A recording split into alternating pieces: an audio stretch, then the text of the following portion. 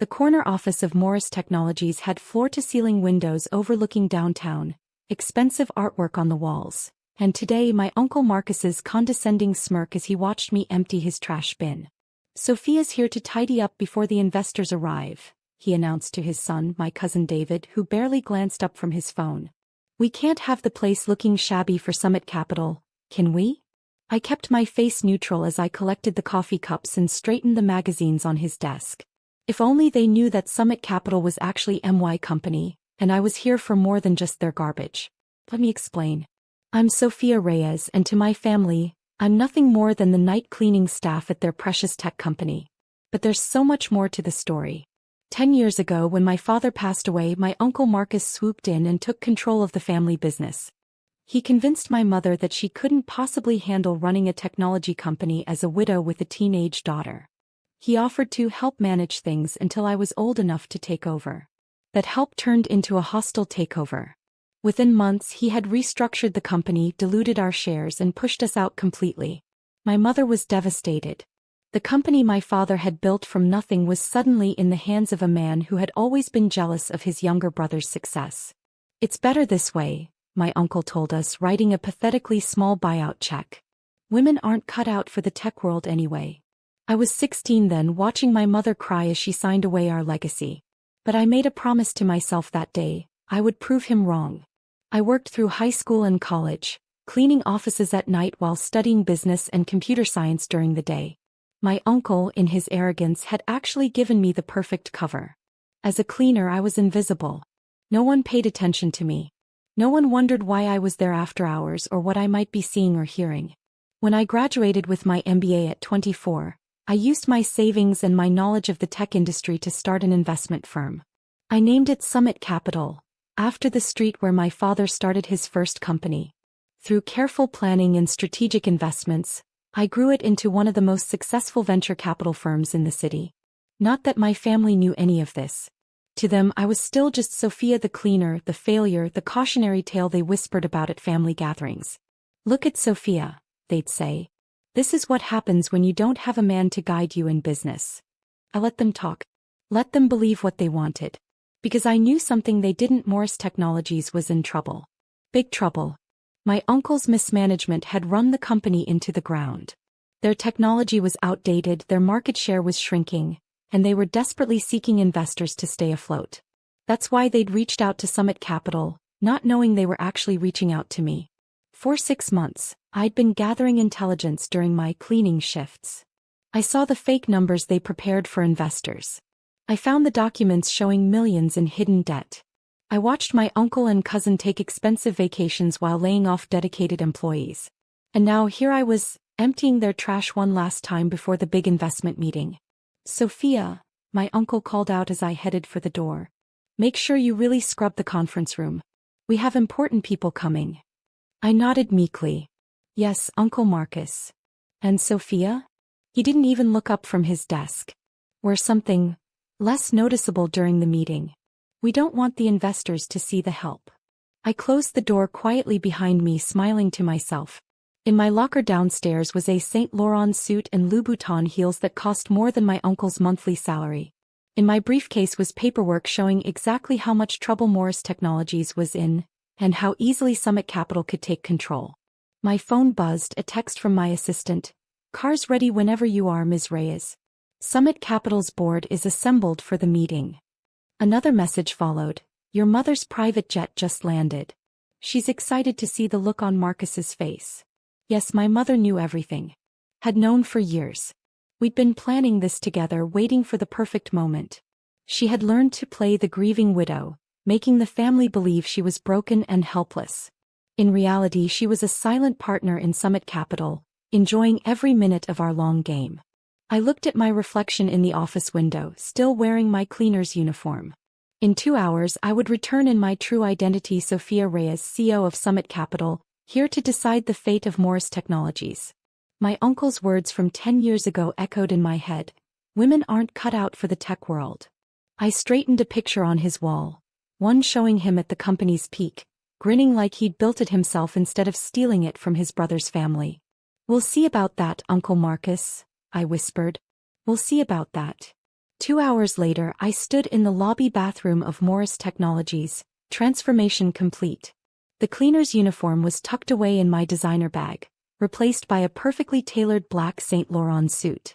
My hair, earlier hidden under a cleaning cap, now fell in elegant waves past my shoulders. The nervous, meek Sophia was gone. In the mirror stood the CEO of Summit Capital, worth more than this entire building. My phone buzzed with a message from my mother. In position in the waiting area. Marcus just walked right past me without a glance. Ready when you are, sweetheart. I smiled, applying one final coat of red lipstick. My mother had played her part perfectly these past 10 years, convincing the family she was a helpless widow too broken to function in business. They never questioned why she always seemed to have money, attributing it to good investments made by her financial advisor, who was, of course, me. The conference room was already full when I arrived. Through the glass walls, I could see my Uncle Marcus at the head of the table, gesturing grandly to his audience of board members and executives. My cousin David sat at his right hand, still glued to his phone. They were all there, every family member who had helped push us out, who had belittled us, who had treated me like invisible help for the past decade. I checked my watch. Right on time. The receptionist, who just an hour ago had watched me mop the lobby, did a double take as I approached. "I'm here for the Summit Capital meeting," I said smoothly, enjoying her confusion. Of course," she stammered. "They're expecting Summit CO." "That's me." I handed her my business card. Her eyes widened as she read it. Inside the conference room, my uncle was in full performance mode. "Summit Capital will be lucky to partner with us," he was saying. "Morris Technologies is on the cutting edge of dash." He stopped mid-sentence as I walked in, his expression flickering with annoyance at the interruption. Then confusion as he tried to place my familiar face in unfamiliar clothing. "I'm sorry," he said sharply, "this is a private meeting. Sophia must have forgotten to put up the do not disturb sign dash." "Actually," I cut in, my voice carrying clearly across the room, "I'm right where I need to be." I pulled out my business card and slid it across the polished table. "Sophia Reyes, CEO of Summit Capital. Shall we begin?" The silence that followed was deafening. My uncle's face went from red to white to red again. David actually dropped his phone. Around the table, board members shifted uncomfortably, several of them already connecting the dots. This is some kind of joke," Marcus sputtered. "You're the cleaning staff." "No, Uncle Marcus," I smiled, taking the seat opposite him. "I'm the CEO of the investment firm you've been desperately courting for the past 6 months. Though I have been gathering quite a bit of interesting information during my evening cleaning shifts." I opened my briefcase and began laying out documents. "For instance, these falsified financial reports you've been preparing for investors. And these records of undisclosed debt. Oh, and my personal favorite, documentation of how you illegally pushed my mother and me out of my father's company 10 years ago." The blood drained from his face. "You can't prove dash." "Actually, I can." I nodded toward the door where my mother now stood, elegant and poised. "Hello, Mother. Perfect timing as always." She walked in, placing a thick folder on the table. "Marcus, you really should have checked who bought those worthless shares you convinced me to sell a decade ago.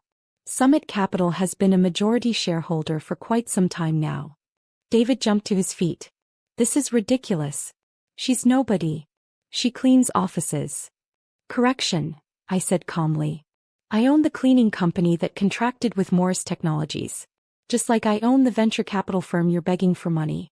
Just like I now own controlling interest in this company." I pressed a button on my phone and the room's presentation screen lit up with Summit Capital's portfolio, billions in assets, hundreds of successful investments, and now majority ownership of Morris Technologies. "You see, Uncle Marcus, while you were busy telling everyone that women aren't cut out for the tech world, I was building an empire. Every time you saw me cleaning your office, I was actually conducting due diligence. Every time you walked past me like I was invisible, I was evaluating your company's weaknesses." I stood up, enjoying the way he seemed to shrink in his chair. "And now, I own everything you stole from us. The company my father built. The legacy you tried to erase. All of it. You can't do this," he whispered. "We're family." "Family." My mother's laugh was cold. "Was it family when you manipulated me while I was grieving?" When you pushed your brother's wife and daughter out of their own company. I pressed another button on my phone and security entered the room. These gentlemen will escort you to clear out your office, Uncle Marcus. You do, David. As of this moment, you're both terminated. You're firing us? David's voice cracked. No, I corrected him. I'm taking back what's mine. Although, I pretended to consider for a moment. We do have some openings in the maintenance department. After all, someone needs to clean the offices. Marcus lunged forward, his face purple with rage. You little dash. Careful, Uncle Marcus. I cut him off. Security is watching. And unlike you, they actually work for me. As they were let out, I turned to the shell-shocked board members. Now, shall we discuss the future of Morris Technologies? I have some exciting plans for modernization. The meeting that followed was one of the most satisfying hours of my life. I outlined my vision for the company: innovation, growth, and most importantly, ethical leadership. By the end, even the most skeptical board members were convinced. Later that evening, I sat in what had been my uncle's office, my father's office before that, looking at the city lights. My mother joined me, carrying 2 glasses of champagne. Your father would be so proud, she said softly. I took a glass, thinking of the long game we'd played. Do you think 10 years of cleaning offices was too petty? She laughed. Darling, you built $1 billion company while letting them think you were nothing. That's not petty, that's brilliant. My phone buzzed with messages from family members who had just heard the news. Uncle Marcus, you've destroyed this family. David, you can't do this to us. Various cousins, we never knew, we're so sorry. I blocked them all with one click. What now? My mother asked. I picked up my father's old nameplate, which I'd found in a storage room. Now we rebuild. The right way. Security called up. They'd found Marcus trying to delete files from the company server. I smiled, remembering how I'd backed everything up months ago. Should we press charges? The head of security asked. No, I decided. Let him go. He's lost everything already: the company, his reputation, his pride.